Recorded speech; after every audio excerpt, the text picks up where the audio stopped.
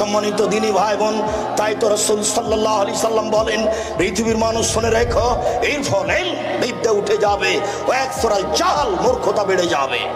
তিনি বলেন, পৃথিবীর মানুষ শুনে রেখো, ইকবাজুল ইলম, বিদ্যা উঠিয়ে নেওয়া হবে, আর আয়ানজুল জাহাল, মূর্খতা বর্ষণ হবে। আমরা তো জানি যে পানি বৃষ্টি বর্ষণ হয়, আল্লাহর নবী বলছেন মূর্খতা বর্ষণ হবে, বিদ্যা উঠিয়ে নেওয়া হবে।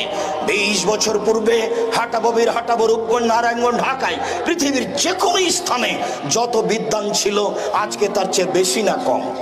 বেশি। তাহলে রাসূল সাল্লাল্লাহু আলাইহি সাল্লাম কি মিথ্যা কথা বলেছেন? নাউজুবিল্লাহি মিন যালিক। রাসূল সাল্লাল্লাহু আলাইহি সাল্লাম মিথ্যা কথা বলেননি।